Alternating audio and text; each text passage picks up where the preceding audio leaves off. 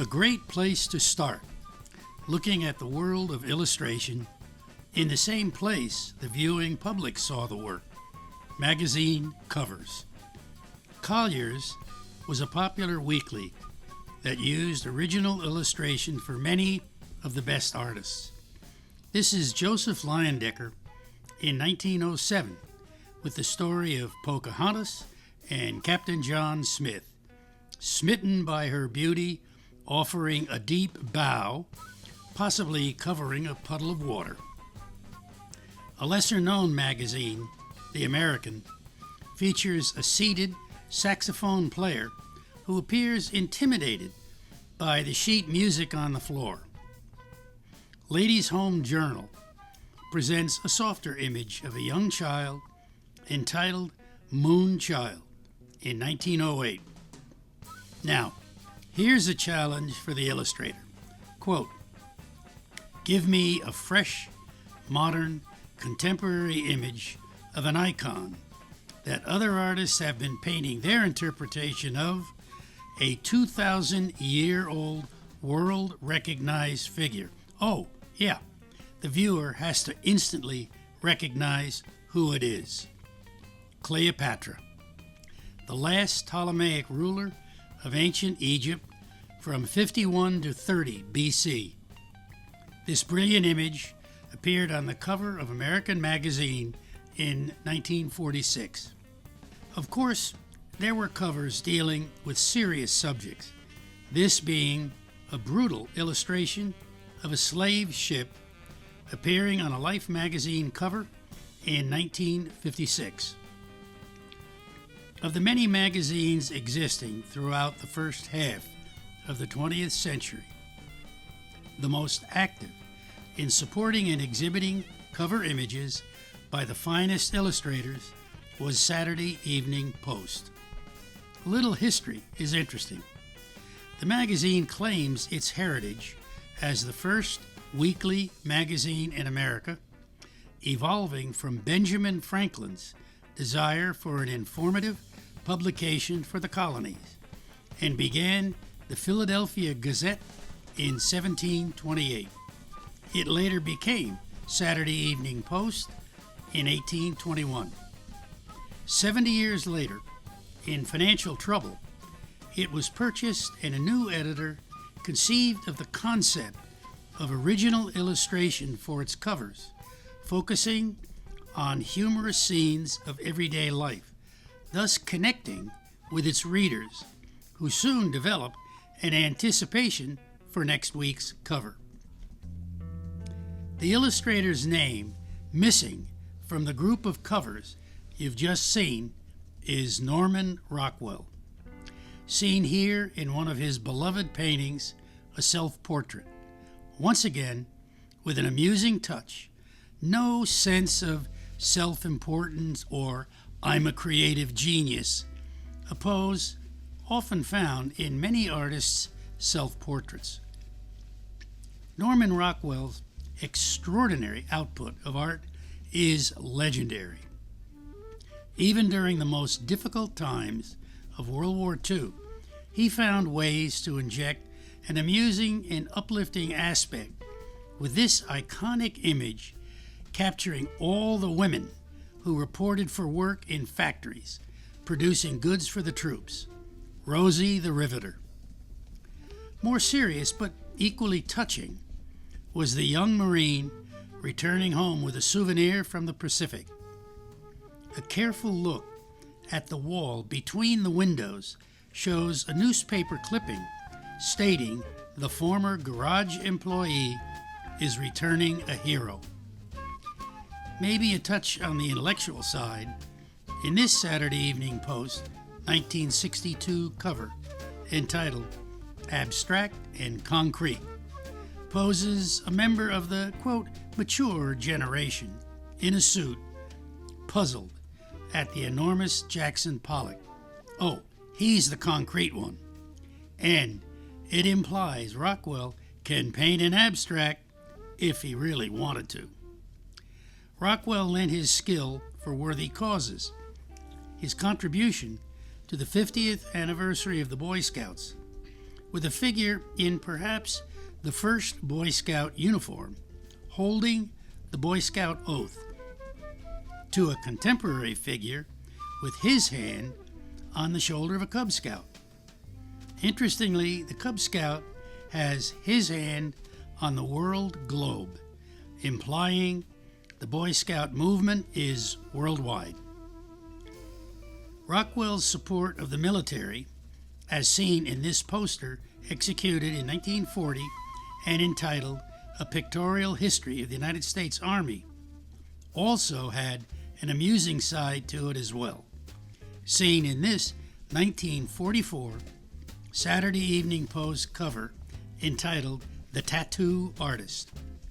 It portrays a naval old salt doing what sailors were famous for, getting tattoos.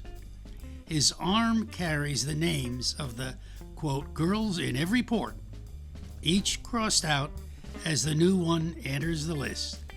The names identify his ports of call: Sing Lee, Olga, Mimi, Ming Fat, Rosetta, and Sundit. The back wall shows a variety of tattoo designs one can choose from. Rockwell did do covers for other magazines. This example, entitled Celebration, was done for American Artist magazine in 1976, the country's 200th birthday, picturing the artist himself with the immediately recognizable Liberty Bell.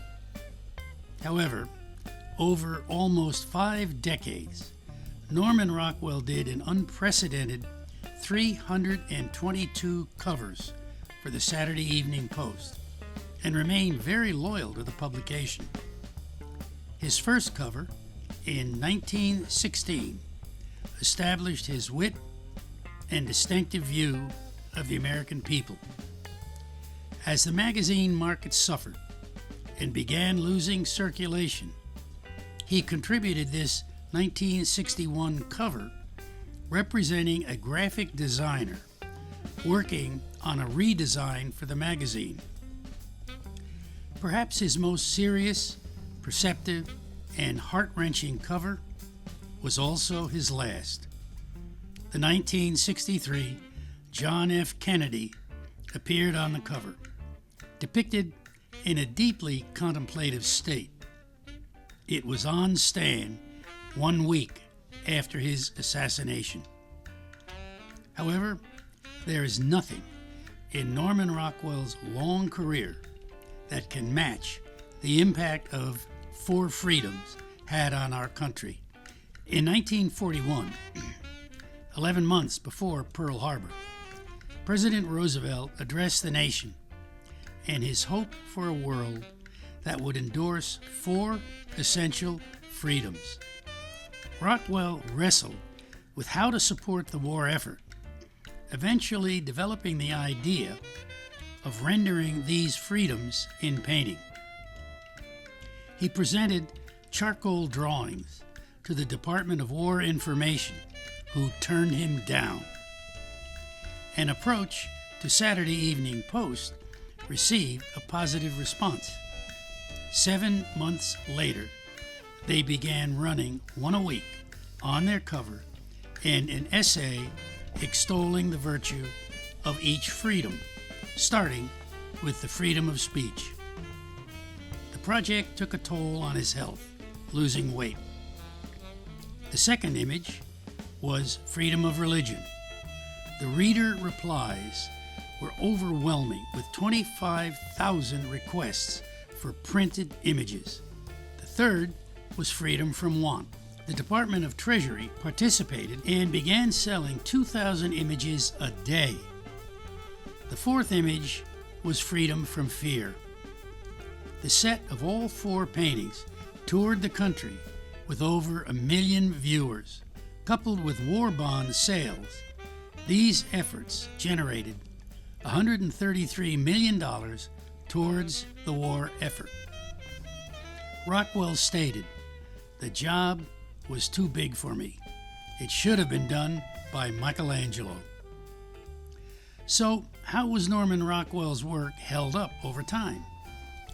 Saying Grace, which we looked at in the first episode, sold at auction for $46 million. Humor is an integral component of a significant proportion of the illustrator's work. As said in the first episode, humor is found in all of the categories we've defined. It was a major skill required of the pen and ink artists, generally found as support for a particular story or a standalone cartoon, rather than a cover illustration. Entitled It's Windy, cleverly shows a young lady's amused reaction to the much older, unattractive, and unwanted suitor as his toupee fails him. Approaching the somewhat absurd is this cartoonish rendition of Columbus meeting the Indian. The image seems to show the foppish Columbus already has the Indian carrying his belongings. This does not bode well for the future. The bill collector is a common curse regardless of one's station in life. This rendition appears to apply to a rural farmer, clearly stating he can't afford to pay it, his small child standing next to him, and the collector resolutely showing no sympathy for their plight. The fifth example, entitled Rolling Up the Red Carpet, appeared in American Magazine in 1934 and definitely would have accompanied a story. My interpretation is the aftermath of a highbrow party in some glitzy New York watering hole for the wealthy, with the properly attired staff cleaning up the mess. Humor can be found in movie posters. This one is from the 1988 film entitled Moving with Richard Pryor. A blend of humor, parody, and the recognizable face. Illustrators in the late 1930s into the war years developed pin-up art, which filled magazines and even became popular as nose art on American bombers, as seen here, stripped for action. They often carried clever humor that suggested more than one interpretation. This is a classic of the day, 1946. Quote, "Haven't I swell eggs?" End quote. Illustrators were trained and disciplined to capture movement and get it right. That is a skill absolutely needed to draw or paint sports. This is very different than painting a still life. Arthur B. Frost was gifted in both oils and pen and ink, best known for his illustrations for Joel Chandler Harris's Uncle Remus Tales. This work lends humor to the sport of golf. In 1906, entitled Swinging on the Tee, the character is definitely new to the game. There's a science fiction predictive quality to this image. We teach the devices that we create to do things, and soon they take over. In this case, they take over the artist's studio. Humor is not apparent in the world of prize fighting or boxing. How did it ever become referred to as the sweet science? Likely from an observer who never entered the ring himself. This gritty scene was executed in 1928, appearing in Saturday Evening Post. The accompanying information does not identify the specific fighters. Nevertheless, it's a very convincing image that does not appear to be a sweet science at all. Here, I believe the writer created a story for Collier's magazine that required the illustrator to present, quote, movement on steroids, to achieve the desired humorous effect. I presume it doesn't really matter if the antics pictured here couldn't actually happen in real life. This 1941 illustration was entitled 3 on a Spare. Once again, you can't leave the subject of sports without recognizing the role of Sports Illustrated and the illustrator Robert Rager played. This image is of New York Giant captain Andy Robustelli. In 1957, blitzing the opponent quarterback is one of 1,200 drawings the magazine published over his career. Taking a longer look at some of the artists, illustrators of the period, one that produced over 5,000 works of art and kind of blurred the line between pure illustration versus pure easel painting was Reginald Marsh. His focus throughout the late 20s to the early 50s was New York City and its derelict places. This simple figure is similar to virtually thousands of his works in newspapers and magazines. Works like his iconic image of the subway entitled "Take the L Train" is illustrator in style and choice of subject. One of Marsh's acknowledged masterpieces is entitled "High Yeller" and is pure New York down to the lurking figure in the stairwell staring at the strutting lady. Marsh's 14th Street studio overlooked Union Square, enabling him to scan the tattoo parlors, dime-a-dance, and burlesque halls. He painted overcrowded beaches at Coney Island and the docks with tugs, figures, and ocean liners. Reginald Marsh was not a painter in New York. He was a painter of New York. An artist who found his calling later in life was Edward Pothast. His early years at the turn of the century produced credible works like this, quote, "The Family of Rose Amy, the Washerwoman," for Century magazine in 1902, and this single figure entitled "George Washington Jones," with the boy looking at his reflection in a badly cracked mirror. Pothast began painting his highly sought-after impressionistic beach scenes with figures, great color, and full of joy around the turn of the century, like this exceptional image of children frolicking on the beach. No, this is not an illustration. It's a classic easel painting or example of fine arts by America's most popular and decorated pure marine painter of the first half of the 20th century, Frederick Waugh. The location is Bass Rocks, Cape Ann, 1910, where Waugh lived for a period. After some years in continental Europe, he moved to the Isle of Sark in the English Channel, where his love of the sea was nurtured with long hours of studying its ever-changing moods, patterns, and color. Waugh returned to the United States in 1907, at 45 years old, a fully dedicated marine painter. Over the next 33 years, he perfected his pure marines. By that I mean no sailboats on the horizon, seagulls in the sky, or figures, umbrella, and other decorative elements on the beach.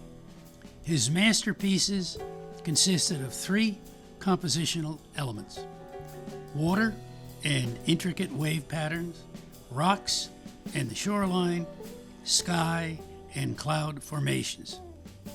Now, prior to his full dedication to marines, Waugh was a prolific illustrator, with perhaps his most ambitious work being this 6 by 10 foot masterpiece for, quote, Knight of the Holy Grail, about the English fictional figure Sir Galahad, son of Sir Lancelot.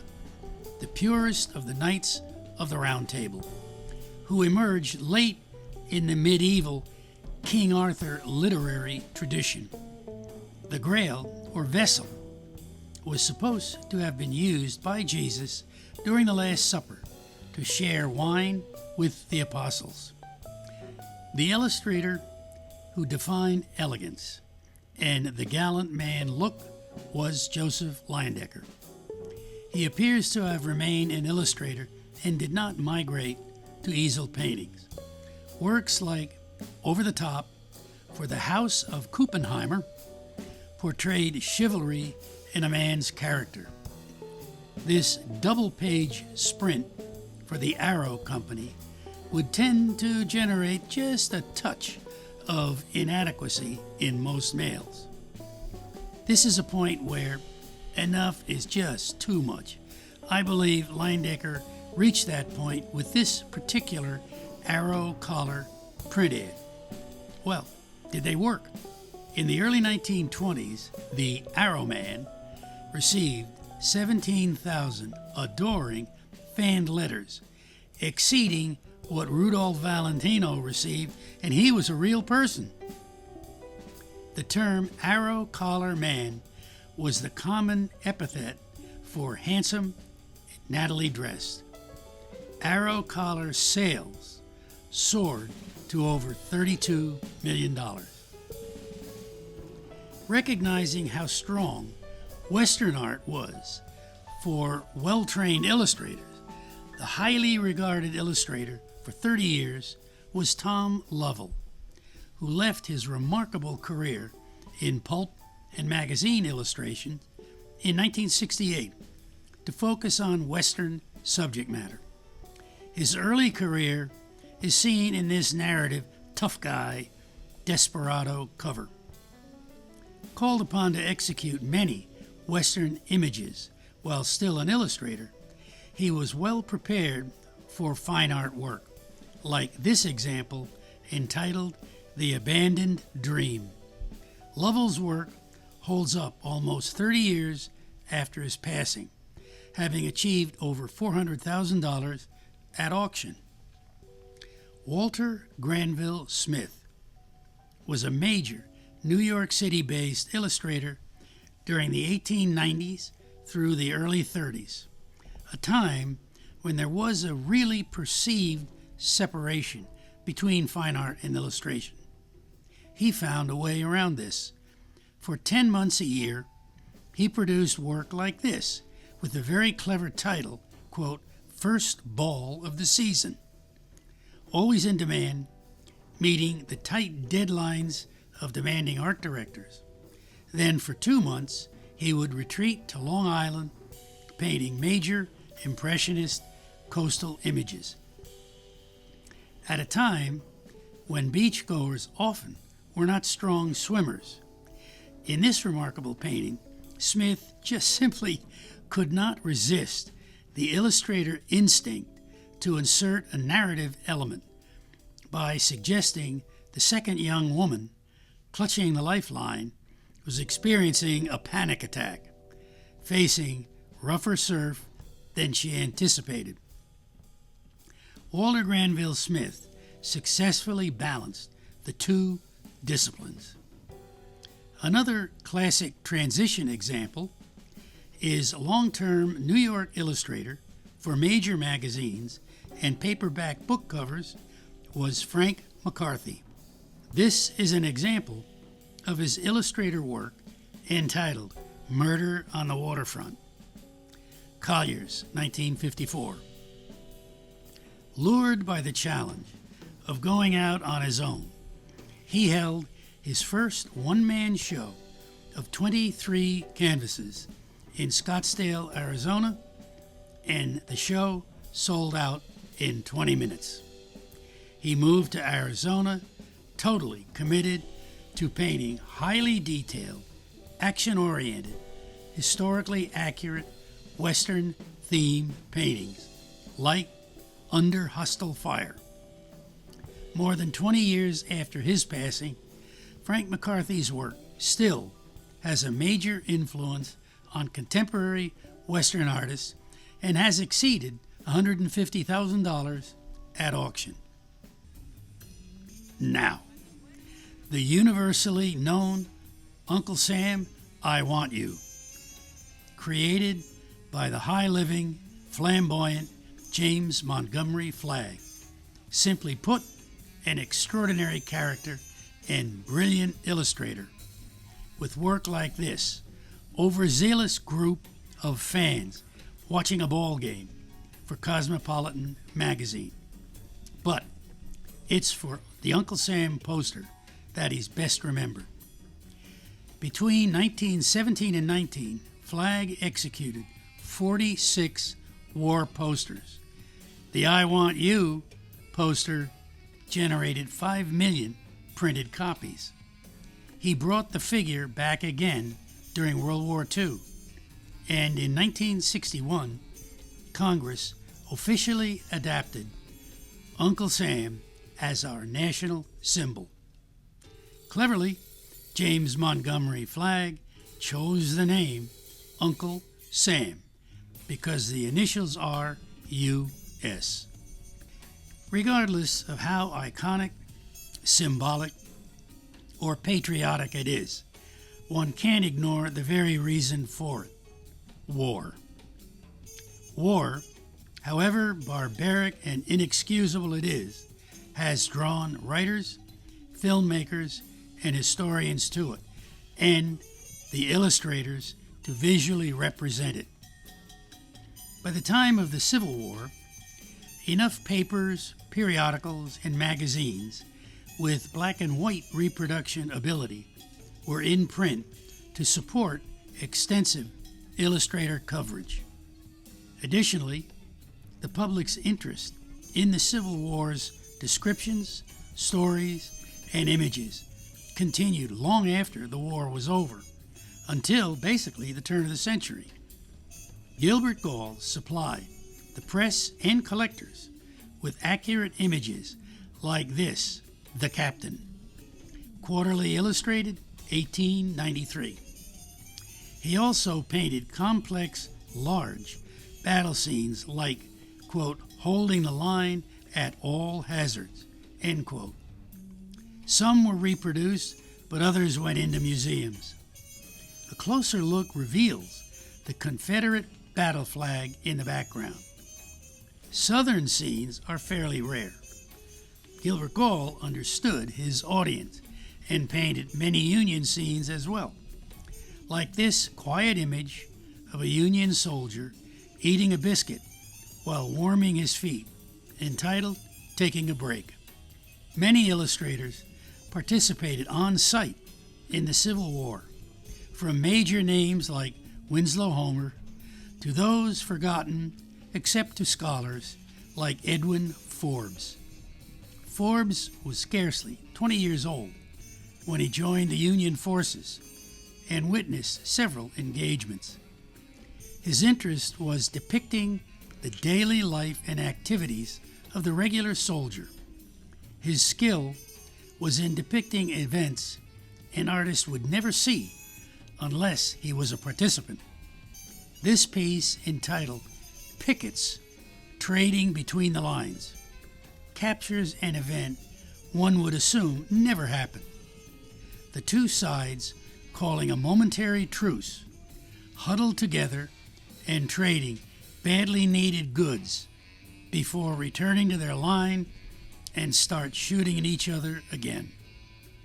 Winslow Homer went on to be acclaimed as one of the 5 or so most important American artists, with the early pre-Civil War works like this active image entitled Snow Slide in New York for newspapers.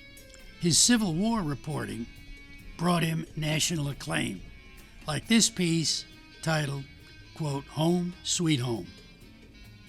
Picturing the Civil War, possibly on the Mississippi River, this highly skilled pen and ink shows a Confederate gunboat heading into a Union ambush with several figures hiding in the heavy brush in the foreground.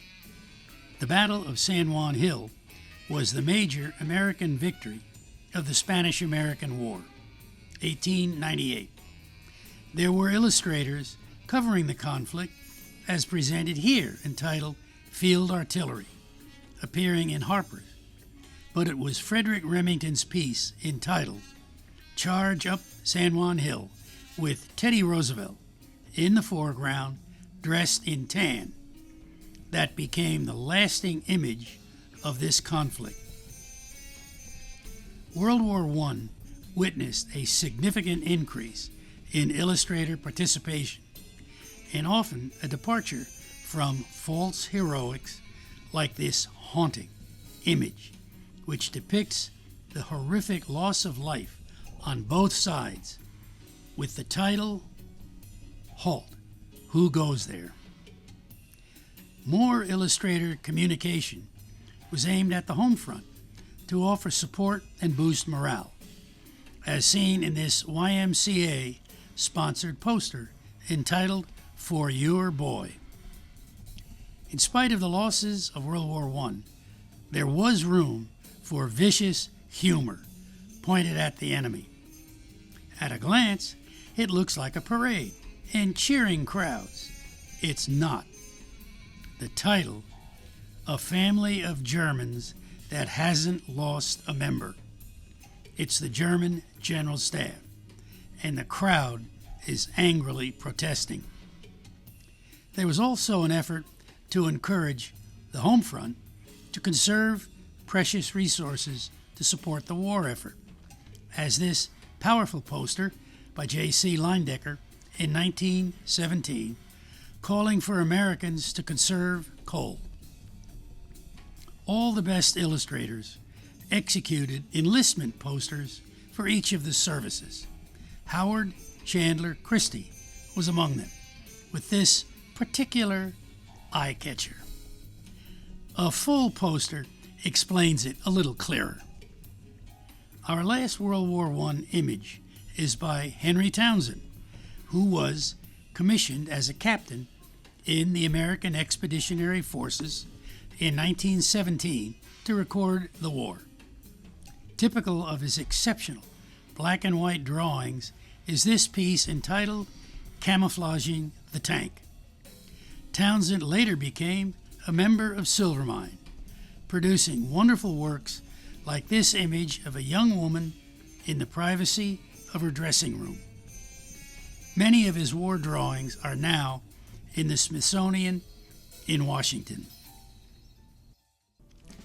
Alvin York, America's biggest hero during World War I, was Tennessee-born, one of 11 children, who found himself as one of a squad of 17 soldiers in the Meuse-Argonne offensive in France. They were assigned to infiltrate German lines and silence a machine gun position. They captured a few prisoners, came under heavy fire, and 9 of the team were killed or wounded.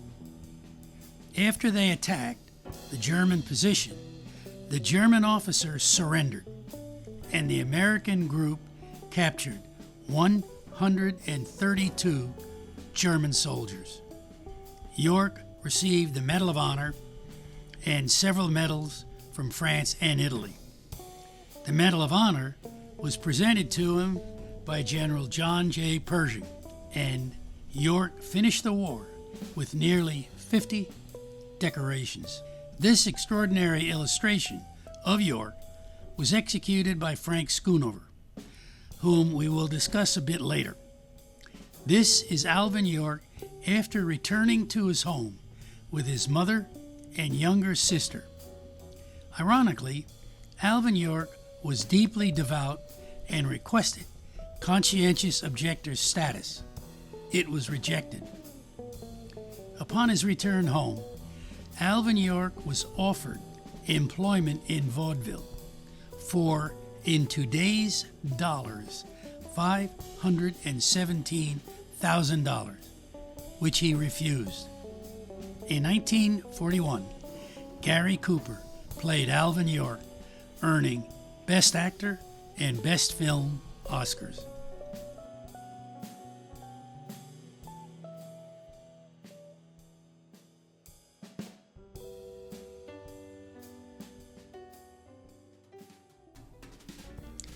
We'll continue to examine the role of illustrators in conflicts after World War I in upcoming segments. For now, we'll close Episode 2 on a happy note. Illustrators depicting children. Let's start with the youngest one. The cover image for Ladies' Home Journal of an adorable baby in a tub of bathwater. Again, a reflection of the publication's dedication to original artwork for its cover. Capturing an important day in every child's life is this 1908 Collier's Magazine image entitled Going Off to School. The story appears to be set in a well-to-do family with her older sister and a maid in the background. Our next image is by a well-recognized illustrator and fine artist named William Cahill, who had a long relationship with Nabisco doing ads for Cream of Wheat. This one appeared in 1911 and is entitled Frost Pictures. On a cold winter day, she's holding a magazine with a Cream of Wheat print ad clearly visible, while drawing on the frosty window an image of the, quote, always present Cream of Wheat spokesperson. Entitled Noah's Ark, the renowned painter of children, Jessie Wilcox Smith, a sensitive image of two young girls playing with a carved wood set of figures and animals boarding the famous ark, 2 by 2. This cover image appeared on The Bedtime Book, published in 1907. The spirit of Halloween is seen here, with the young boy carving a pumpkin. The illustrator was very wise to depict the supervision of Mom, lovingly watching and well aware of the boy's use of a knife. This amusing image was a Saturday Evening Post cover in 1949.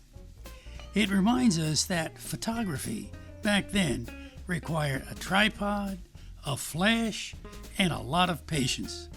The family is grinning till it hurts, and the baby will have none of it. It's crying its head off and most likely intends to continue doing so. I suspect most parents have had a similar experience trying to capture, quote, the perfect picture of their little cherub. I was particularly attracted to this work, appearing on the cover of American Weekly in 1957, entitled The Music Lesson. To me, the unique aspect the illustrator has captured is the little boy seems to be really trying and wants to be good. So often, kids are depicted as fighting music lessons, wanting to be outdoors instead. The music teacher's frustration is priceless. I suspect he doesn't feel he's got a future maestro in the making. I remember my parents tried hard to get me to take music lessons, but I finally escaped. I was repeatedly told when I got older I'd regret not playing a musical instrument, which I do. And there's a piano in our house which looks nice, but nobody plays it. Perhaps too old for the children's section, but during the Revolutionary War and the Civil War, the drummer boys were often 13 or 14 years old. This scene by Brandywine master Frank Schoonover, whose remarkably long career saw him execute images from pirates, cowboys, both World War I and World War II, up to science fiction and space. Here, we see the young drummer boy during the Revolutionary War asking for food. This piece, entitled Drummer Boy, was painted in 1899 when Schoonover was only 22 years old, studying with the great Howard Pyle. Everybody loves cute, furry animals. Illustrators can have fun with animals, but these aren't cute or furry. A new look for King Kong. Especially effective for the 1997 film with Jon Voight and Jennifer Lopez, Anaconda. This will make sleeping at night a little difficult. Illustrator art accompanying stories in family magazines were extremely popular during the heyday of these publications. The objective of these illustrations was to present an unanswered questions or propositions that would encourage the viewer to read the story without revealing its outcome. What's happening? Who's the hero in the Stetson hat? Is that out west? What did the unlucky offender do? Without our knowledge of the story's content, I found it tempting to supply my own questions or propositions. I emphasize this is not intended to denigrate the work of the illustrator and the team behind the image creation, but it can be awfully funny. Some of my observations reflect contemporary times being imposed on 100-year-old imagery. Let's try a few. Get used to taking orders from a woman. Your government inaction. Is Uncle Sam really pissed at having to fund 2 wars? Come on, Republicans. You're taking this elephant thing too far. You think that's popcorn? Look a little closer. Whatever that's an ad for, I don't want any. Is this really the best way to hunt buffalo? Did John Denver really love animals? I bet you didn't see the praying mantis. Can't I have a little privacy? That guy's really pissed. Where's Gilligan? I'm a real cowboy now, right? I thought Scandinavian women were gorgeous. Was Napoleon really that short? Officer, shouldn't you clean that up? Who's got the plans for this thing? I'm your stay-put driver. Any objections?